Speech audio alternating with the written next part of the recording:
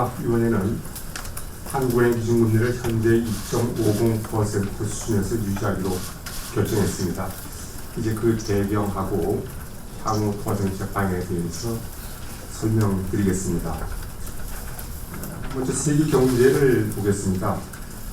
미국에서는 완만한 경기 회복세가 지속되었고 유로 지역에서는 경기가 부진하지만 그 정도가 점차 완화되는 추세를 나타냈습니다.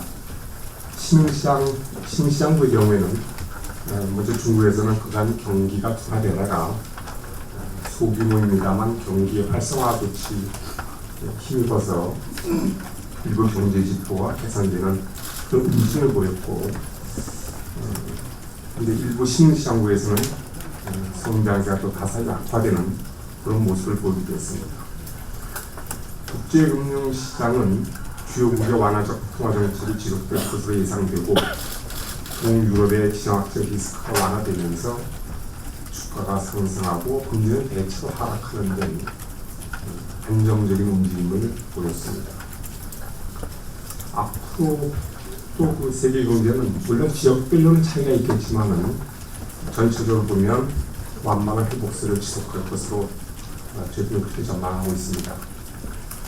다만 이제 저희들이 좀 눈여겨볼 건 있습니다. 미 연준의 그 통화정책 기조가 조금 거기에 변화가 있을 가능성이 있고, 그에 따라서 글로벌 금융시장 여건이 달라질 가능성, 그에 따라서 이제 세계 경제가 영향을 받을 수 있는 그런 점은 저희들이 좀 유의해서 볼 사항이라고 생각합니다.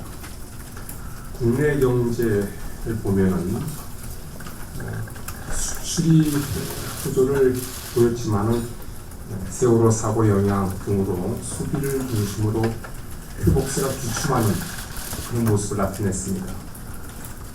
수출은 5월 중 통관 일수가 전년 같은 기간에 비해서 짧아지는 바람에 전년 동월 대비로 보면 소폭 줄어들긴 했습니다만 일평균 수출액을 놓고 비교해 보면 호조를 보이고 있는 것으로 볼 수 있겠습니다. 내수의 경우에는 세월호 사고 이후에 소비가 다소 위축되고 서비스업 관련 지표의 부진이 지속되고 있습니다. 현재로서는 그 세월호 사고에 따른 이 같은 내수 위축이 앞으로의 경기 흐름에 어느 정도 영향을 미칠지 조금 더 지켜봐야 되지 않나 이렇게 생각하고 있습니다. 앞으로 GDP 갭은 당분간은 마이너스 상태를 유지하겠습니다만은 그 폭은 점차 줄어들 것으로 그렇게 생각하고 있습니다. 물가를 말씀드리겠습니다. 소비자 물가 상승률은 농산물과 소비료 가격의 하락폭이 축소되면서 5월 중 1.7%로 높아졌습니다. 그래서 3월, 4월, 5월 한 3개월 연속 상승폭은 높아졌습니다. 농산물과 소비료를 제외한 그런 인플레이션들은 3월 이후에 2%를 좀 웃도는 그런 수준에서 소폭의 등락을 보입니다만 2%를 상회한 수준이라 말씀드릴 수 있고, 앞으로 소비자 물가 상승률은 당분간이가 좀 낮은 수준을 이어가겠습니다만은 점차 높아질 것으로 전망하고 있습니다. 국내 금융시장에서는 주요 완화적 통화정책 기조가 지속될 것이라는 기대, 그리고 외국인 증권 투자자 때문에 그런 영향으로 인해서 주가는 상승하고 그다음에 장기시장 문제와 환율은 하락했습니다.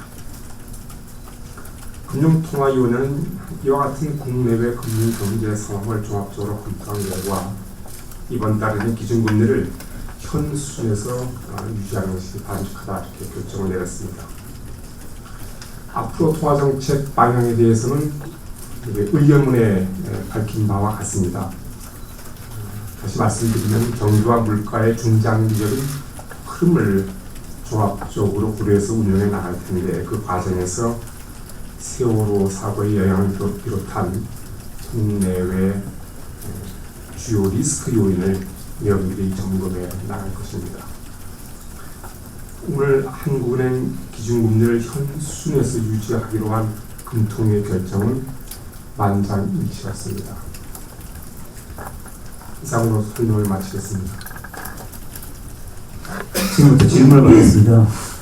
질문을 하실 때는 소속과 성명을 말씀해 주시면 되겠습니다. 서울경제 이태규입니다.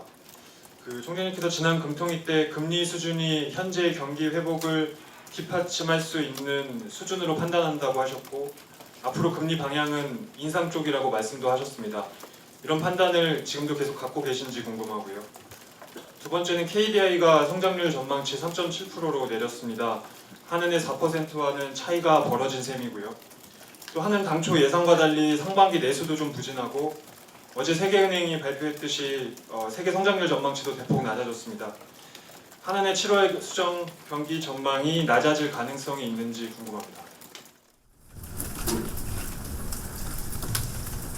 네, 우리 현재 금리 수준이 성장률을 뒷받침하는 수준이냐 물으셨는데, 저희들이 일종의 적정금리 개념으로 이해를 한다면 저희들이 그 판단하는 방법은 여러 가지 있을 수 있습니다. 그래서 저희들이 여러 가지 지표라든가 방법을 통해서 지금의 금리 수준이 현 경기 상황을 이렇게 비교해서 봤을 때 어떠냐부터 판단하는 게 일반적인데, 저희들이 여러 가지 지표를 놓고 이렇게 보면 지금의 금리 수준이 경기의 그 회복세를 뒷받침할 수 있는 수준이다.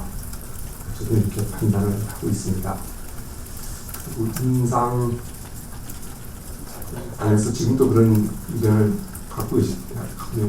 물어보셨는데, 제가 분명히 그때 4월달 이제 말씀을 드릴 때 이렇게 말씀드렸습니다. 그때 이제 4월달 저희 전망을 내놓을 때거든요. 그래서 그때 저희들이 금년도 경제 전망은 4%, 내년은 4.2% 이렇게 잠재 성장률 수준을 좀 북돋는 수준으로 저희들이 전망을 했는데, 만약 우리 경제가 이 전망대로 잠재 성장률 수준을 좀 북돋는 수준으로 가는 그 성장 경로를 우리가 전제한대만 받아들인다면 방향 자체는 인상이 아니겠느냐 하는 어떤 장기적인 방향성을 제가 제시를 했습니다. 그래서 결국 다시 말씀드리면 경기의 전망에 이제 제가 연계해서 말씀드렸기 때문에 10월 달에 저희들이 다음 달에 전망을 내놓으니까 그때 다시 한번 말씀을 드릴 수 있다 이렇게 생각을 하고, KDI가 성장 정말 5월 달에 이제 금년도 전망을 낮췄습니다. 주된 이유로 보니까 이제 아마 세월호 사고의 영향을 많이 반영을 한 것 같습니다. 저희들도 4월달 전망 이후에 2, 3개월간의 여러 가지 여건 변화가 있을 텐데, 그걸 현재 저희들이 종합적으로 지금 이제 점검하고 있습니다. 그래서 그 결과가 조금만 다음 달에 저희들이 이제 내놓으니까 그때 말씀을 드리도록 하겠습니다. 다음 질문 받겠습니다.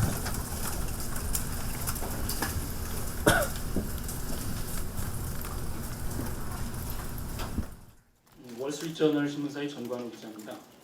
두 가지 여쭤보고 싶은데요. 최근에 세월호 여파도 있긴 하겠고요. 최근에 그 내수 부진이 있었는데 회복 지연 문제도 좀 있었고요. 이것이 일시적인 현상으로 보시는지, 아니면은 최근에 이런 현상이 한은의 기존의 정책 방향을 바꿀 만한 정도의 그런 장기적인 현상으로 보시는지 총재님의 의견이 궁금합니다. 두 번째는 중앙은행의 정책 수단에 대해서 좀 여쭤보고 싶습니다. 세계 각국 중앙은행들이 지금 각 개별 경기 상황에 따라서 지금 대응하기 굉장히 분주하게 움직이고 있는 것 같습니다. 지난주에 ECB도 금리 인하를 단행했고요. 미국 연준 여전히 자산 매입 규모 축소를 계속 하고 있고, 일본도 중앙은행도 마찬가지로 지금 아베노믹스로 대별되는 연준 정책에 발맞춰서 자산 매입 지속하고 있고요. 중국 역시도 마찬가지로 중앙은행이 내수 경기 둔화에 따른 그 선택적인 그 개별 은행들에 대한 그 금리 인하 같은 것들도 지원을 하고 있는 상황이고요. 한국은행은 13개월째 지금 금리를 동결을 해오고 있습니다. 1년 넘게요. 물론 뭐 그 금리 동결이라는 것도 중요한 정책의 틀이긴 하겠습니다만 일부에서 그 한국중앙은행이 그 정책을 너무 소극적으로 운영하는 게 아니냐라는 그런 지적들도 있는 것 같습니다. 기존의 그 한국은행의 금리 정책 외에 다른 좀 정책 수단들을 적극적으로 개발해서 아니면 운용을 해야 될 필요가 있다는 그런 일부 지적들에 대해서 우리 총재님께서는 어떤 생각을 가지고 계시는지요? 그리고 한국은행은 이것에 대해서 어떻게 앞으로 대응해 나가실지 말씀해 주시면 감사하겠습니다. 네, 지금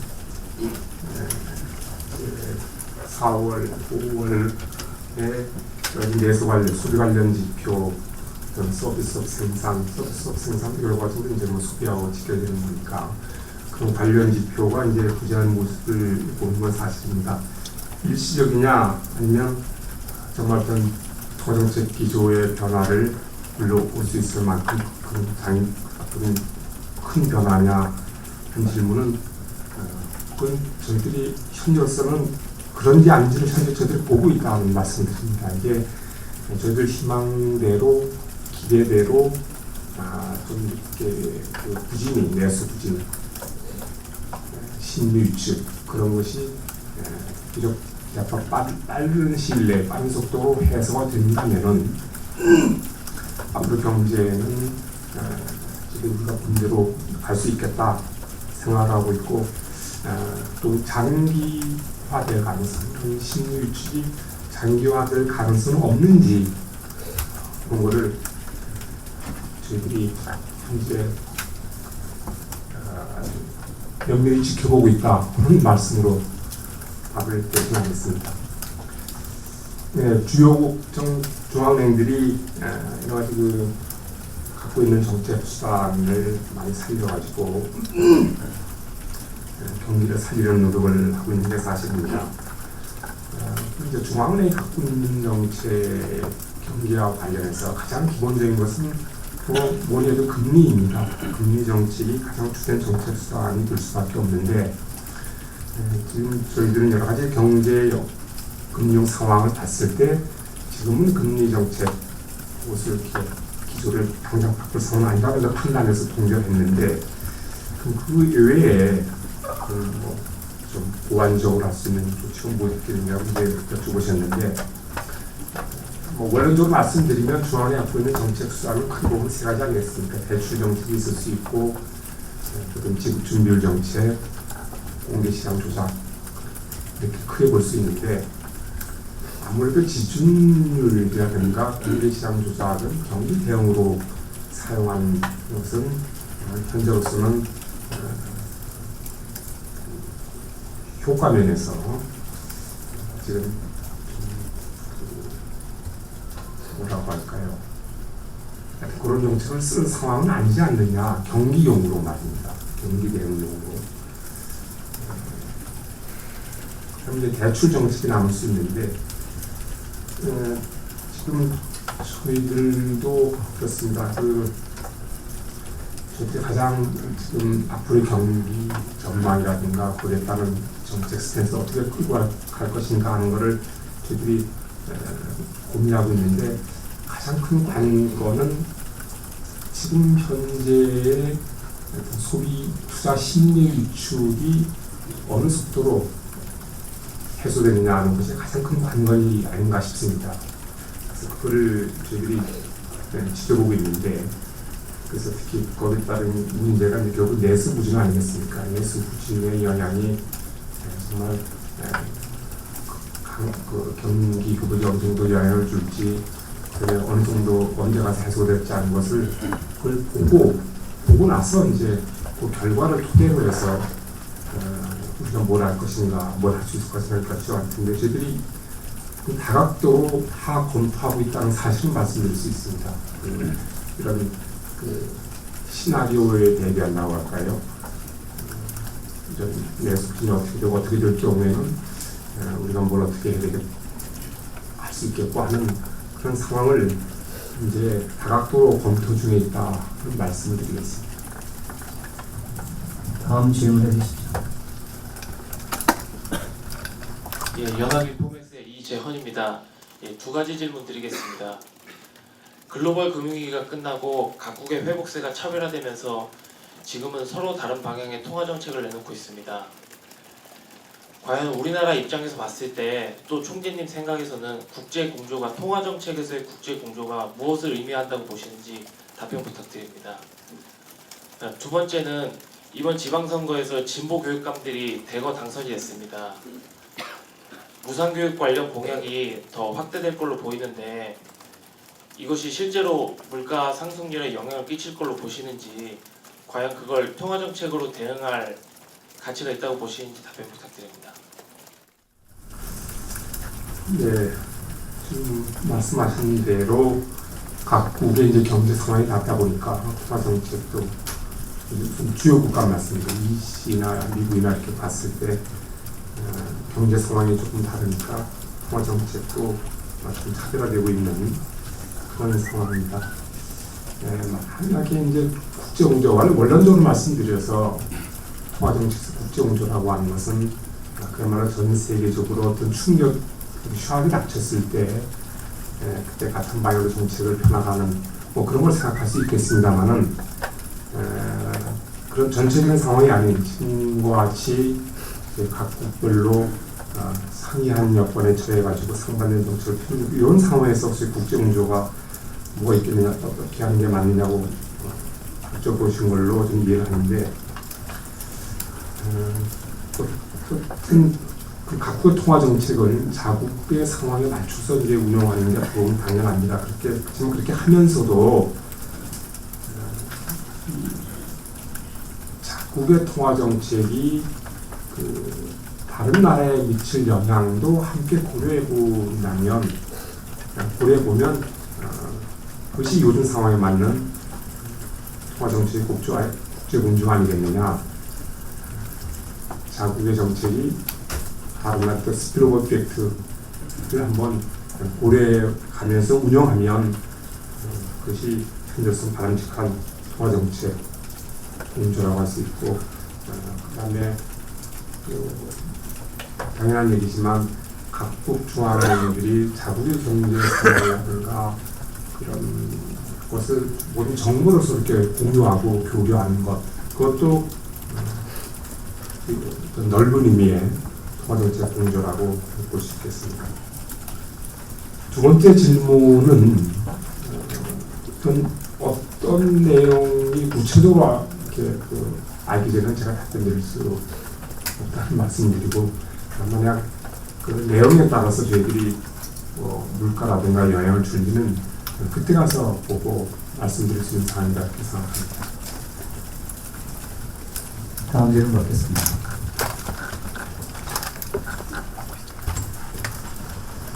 네, 로이터통신 유춘식입니다.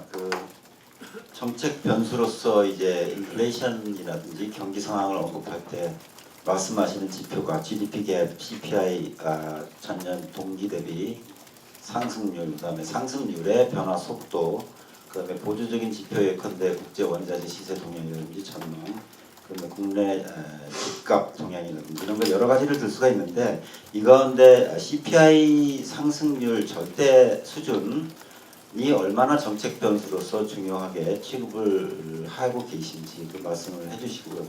환율에 대해서는 지금 달러당 1,000원대를 하향 돌파하는 것이 대세적으로 보면 2004년에 한번 크게 있었고, 이번에 또 임박한 것으로 이야기도 나오고 있는데, 그때 상황과 지금 상황을 비교해 보실 때 달러 원 환율 하락 요인으로서 어떤 차이가 있다고 보시는지 설명 부탁드립니다.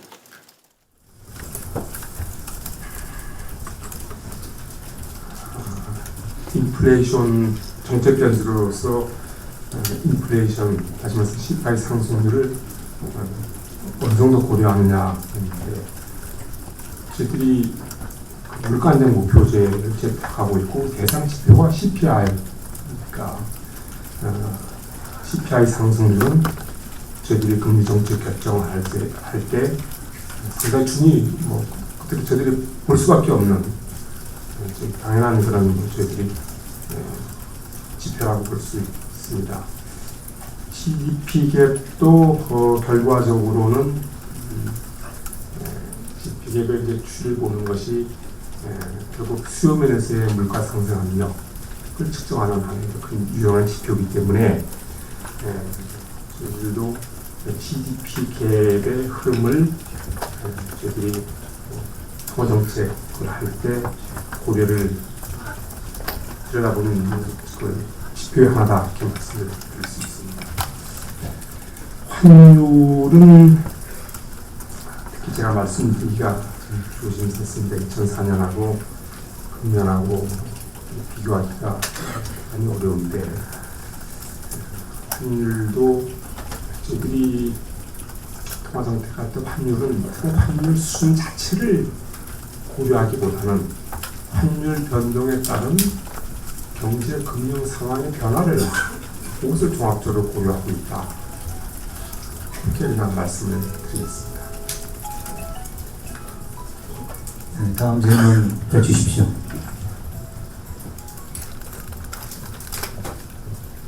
네, 저 블루통신의 서은경 기자입니다. 환율에 대해서 좀 보충 질문을 드리겠는데요.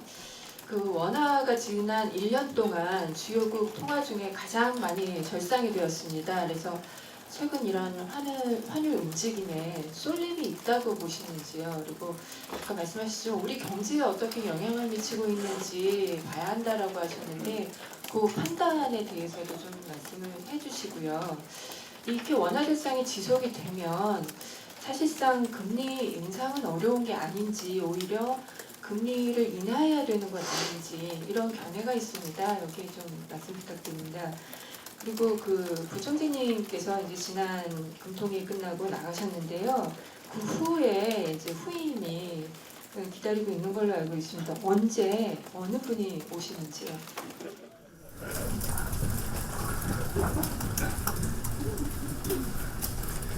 제가 좀 쉬운 것부터 답변을 드릴까요?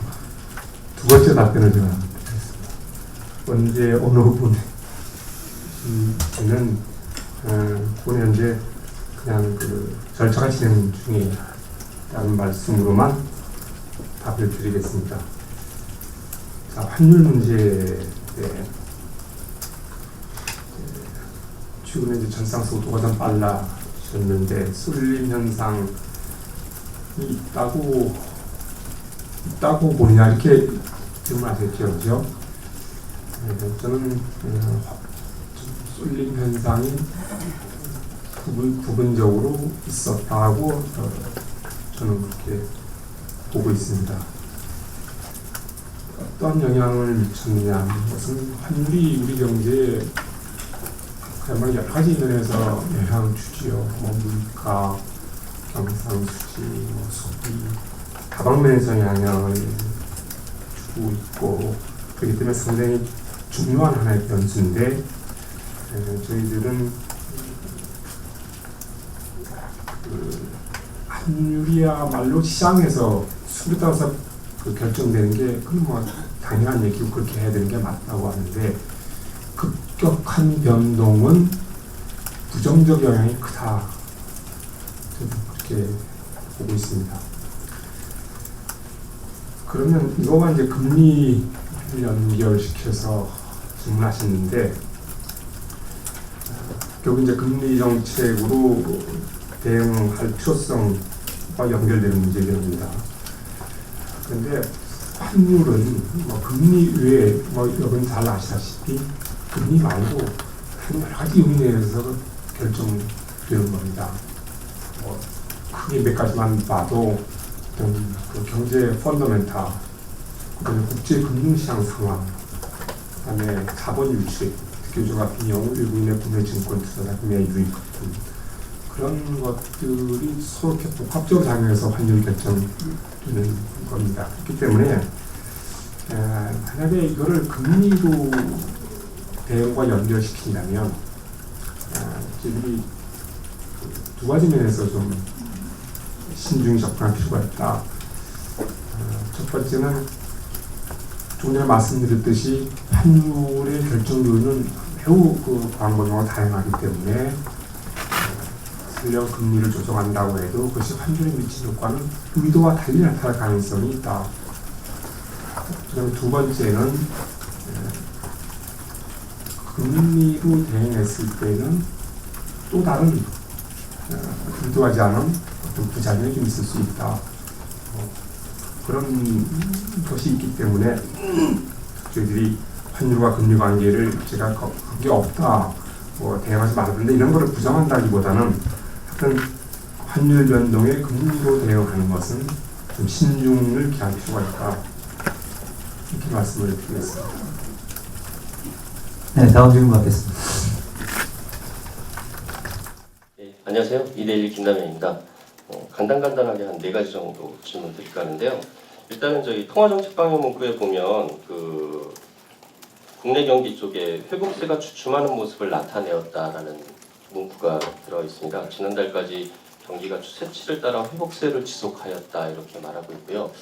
아마 한참 전에는 완만한 회복 이렇게 얘기를 했던 것 같아요. 그래서 좀 이렇게 회복세가 주춤이라는 말이 들어간 건 지금 얼핏 봐도 한 11개월 만인 것 같은데 이게 아까 앞서도 세월호 사태 여파에 따라서 좀 이게 일시적일지 더 갈지 좀 지켜봐야 될 상황이라고 하셨지만 그래도 통방 문구상에서도 이렇게 주춤이라는 표현을 썼던 거는 좀 이게 올해 전반적으로 영향을 줄 수 있다는 걸 암시하는 것 같기도 하거든요.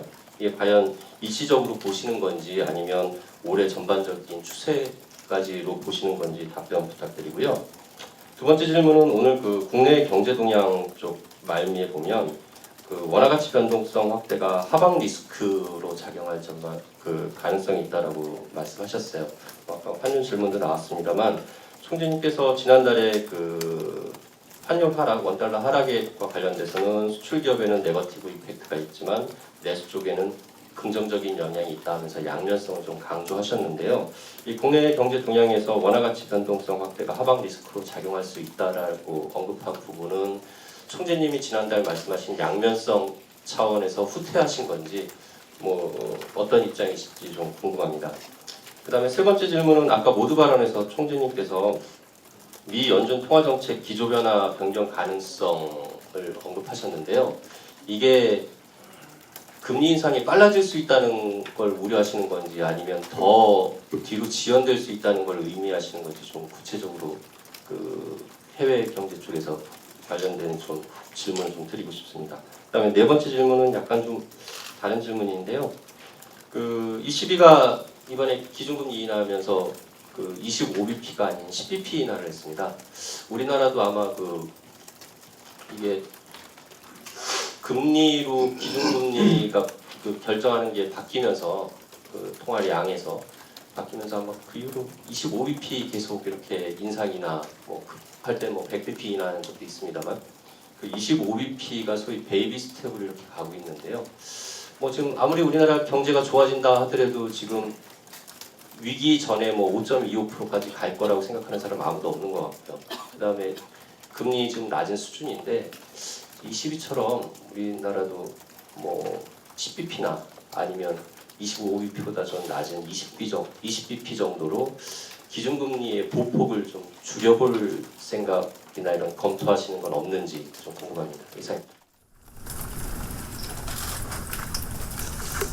첫 번째 질문입니다. 주춤했다고 하는 표현이 결국 썼는데 앞으로 일시적으로 보느냐 상당히 장기적인 흐름으로 보느냐 질문인데 바로 주춤한 표현을 쓴 것이 일시적인지 아닌지를 조금 판단을 유보하고 어떤 팩트를 쓴 거죠. 저희들이 분명히 4월, 5월에 내수 지표가 안 좋았기 때문에 저희들이 일단 회복세가 일단 저희들이 가장 큰 비중을 차지하는 게 소비인데 그 자체가 안 좋다 보니까 회복세가 그야말로 주춤이라고 하는 표현은 현재에서 잠깐 그런 건데 옷에 또 보고한 판단은 조금 더 지켜보겠다 해서 불확실하기 때문에 주춤한 표현을 썼는데 아까 말씀드린 경기에 관해서는 그렇습니다. 제가 다시 말씀드리면 저희들이 가장 우려하는 게 이 소비 심리, 투자 심리에 좀 위축되는 그런 상황이 언제 어느 정도로 빨리 좀 해소되느냐 하는 관건이기 때문에 그거는 저희들이 한 6월달 지표만 좀 봐도 좀 판단이 가능하지 않나 이렇게 생각하고 있습니다. 다시 말씀드려서 일시적이냐 좀 더 장기적인 흐름이냐 판단은 조금 지켜보겠다 말씀입니다. 오늘 환율 절상의 어떤 긍정적인 효과를 지난번에 언급을 했는데 지금 더 이상 시간이 나르는데 어떤 것이 모든 현상이나 어떤 조치 같은 거 보면 항상 대부분의 경우에는 포지티브, 네거티브가 양면성이 있는 게 사실 아닙니까? 지난번에 제가 말씀드린 것은 어떤 그 포지티브를 강조하기 위해서 했던 말씀은 물론 아니고 그 환율의 영향이 다시 한번 그 경제에 미치는 영향을 좀 짚어볼 필요가 있다는 뜻에서 말씀을 드린 건데 저희들이 일단 우리 경제에 미치는 영향을 볼 때는 어떤 계량화를 하려고 하다 보면 우리 결국 모형을 이제 하면서 그 영향을 측정하는 게 가장 일반적이고 현재로서는 그게 최선의 방법입니다. 그래서 저희 모형을 이용해서 환율 절상의 효과를 측정해 보면 경기 성장에는 환율 절상이 네거티브하게 부정적인 영향을 주고 또 물가 쪽에는 물가를 좀 낮추는 그러니까 모형상으로 와서 이제 계측을 해보면 성장에는 마이너스 쪽으로 작용을 하기 때문에 저희들이 그 하방 리스크 작용한다는 것은 그런 뜻에 담겨 있는 겁니다. 페드의 정책 기조 변화 가능성을 제가 금리 인상 시기가 언제냐를 그걸 말씀드렸다기보다는 페드 앞으로 한 수개월 후에 이것이 이제 한 몇 달 정도 테이퍼링이 이어질 텐데 그 사이에 미국 경제의 변화, 경제 회복세의 어떤 강도에 따라서 시장의 기대가 달라질 수 있을 거다 이런 겁니다. 만약 경기 회복이 상당히 생각보다 더 빨라지면 인상 앞당겨질 거라고 하는 시장의 기대가 있을 수 있고 또 경기가 예상보다 좀 느린 속도로 간다면 또 반대 경우도 있을 수 있고 해서 그런 경기 회복 속도 등에 따라서 페드의 정책 기조의 익스펙테이션이 시장에서 달라지기 때문에 거기에 따라서 시장의 어떤 가격대에서 영향을 줍니다. 이런 걸 제가 말씀을 드린 겁니다. 금리 조정 그 25bp로 저희들 해놨습니다. 25bp로 하는 것은 절대적으로 어떤 룰이라고 하는 게 아니고 일종의 관행이긴 한데 그것은 그 배경은 뭐 잘 아시다시피 금리 정책을 하면은 어느 정도 효과가 있는지 없는지를 좀 계측할 수 좀 있어야 되고 그 다음에 또 시장에 너무 또 충격을 줘서는 안 되고 그걸 하다 보면 한 25bp는 돼야만 이 금리 정책의 효과 있는지 없는지를 좀 알 수 있다. 그래서 너무 작으면 효과를 나중에 계측하지 못하고 또 너무 크면 시장에 샥을 주니까 그런 균형점이 25bp로 이 연준이 그렇게 하면서부터 좀 반영화가 됐습니다. 10bp로 20이 같은 데서는 10bp로 했는데 절대 금리 수준이 낮으니까 폭을 이제 작게 할 수밖에 없죠.